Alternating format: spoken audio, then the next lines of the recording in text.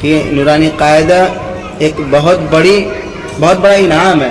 نورانی قاعدہ ایک بہت بڑا انعام ہے. سب سے بڑا انعام یہی کہ جو نورانی قاعدے سے پڑھ لے گا انشاءاللہ قرآن پڑھنے میں کوئی بھی دشواری نہیں ہوگی. یہ وہ جو لوگ ناظرہ کرتے ہیں نا، 1 سال 2 سال میں ناظرہ ختم کرتے ہیں، 2 سال لگ جاتا ہے ناظرے میں. السلام علیکم.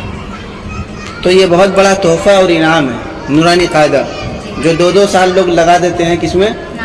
ناظرہ ختم کرنے میں. ناظرہ ختم کرنے کا مطلب 2 سال کا وقفہ چلا گیا، 2 سال کا وقت ان کا گزر گیا. وہ 2 سال گیا، وقت پھر ہاتھ آتا نہیں. الوقت وثمن من الذهب. کیا ہے؟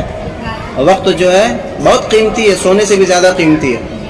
تو اب جو ادارے میں ہمارے عثمانیہ میں جو اس طریقے سے ماشاءاللہ ایک نصاب ہے، کیا ہے کہ حفظ والے بچے یا قرآن پڑھنے والے بچے ان کو نورانی قاعدہ پڑھایا جاتا ہے. کیوں پڑھایا جاتا ہے؟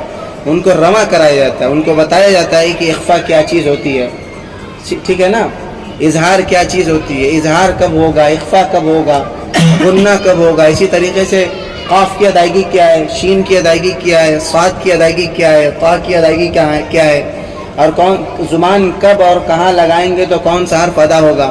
سمجھ رہے ہیں؟ چلیے آپ نے تختی نمبر کتنا یاد کیا ہے؟ انس بھائی سنائیے تختی نمبر 10. سنائیے زور سے. تختی نمبر 10 اخفا حروف تنوین و نون ساکن کا قاعدہ نمبر 2. اب دیکھیے اس میں 2 قاعدہ بیان کیا ہے. ایک تختی تنوین و نون ساکن کا قاعدہ نمبر 1 اور تختی تنوین و نون ساکن کا قاعدہ نمبر 2. 2 قاعدہ بیان کیا. 2 قاعدہ بیان کر کے کیا بتانا چاہ رہے ہیں؟ نشاندہی اس لیے کر دی ہے 1 اور 2 کی کہ تنوین اور نون ساکین کے بعد 2 چیزیں پیدا ہوگی. ایک تو یہ اخفا کا ہونا، ایک ہے اظہار کا ہونا. تو اظہار کب پایا جائے گا اور اخفا کب ہوگا؟ اخفا کب ہوگا اور اظہار کب ہوگا؟ تو 2 قاعدہ تو اسی لیے الگ الگ بیان کر دیا کہ جب بھی تنوین اور نون ساکین کے بعد حروف حلقی کے 6 حروفوں میں سے کوئی حرف آئے گا تو وہاں پہ اظہار حلقی ہوگا، وہاں اظہار حلقی ہوگا. حلقی نہیں، حلقی. حلقہ اور حلقہ فرق ہے دونوں. حلقی حلق تو بولیں گے اور لام کے سکون کے ساتھ، لام پر جزم کے ساتھ بولیں گے تو حلقہ شمار ہوگا. یعنی جیسے ہم سب بیٹھے ہوئے ہیں اس کو حلقہ بولتے ہیں. بات سمجھ رہے ہیں؟ تو تنوین اور نون ساکین کے بعد ان 6 حرفوں میں سے کوئی حرف آئے تو اظہار حلقی ہوگا. اور ان 15 حرفوں میں سے جو 15 حرف گنایا گیا تختی نمبر 10 میں، ان 15 حرفوں میں سے کوئی حرف آئے گا تو اخفاء حقیقی ہوگا.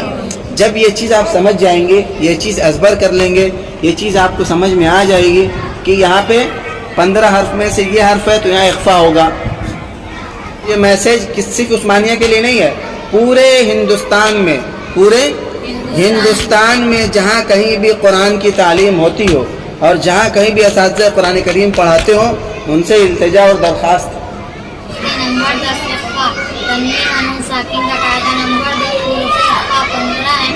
تا تا جیم دال زال زا سین شین قا ضا طا فا قاف کا. تنوین و نون ساکن کے بعد حروف اخفا کے 15 حروف میں سے کوئی حرف آئے تو تنوین و نون ساکن کا اخفاء حقیقی ہوگا.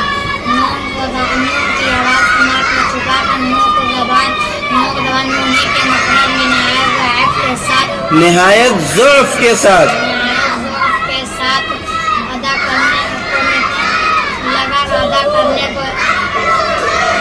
ادا کریں. ٹھیک ہے، سمجھ گئے؟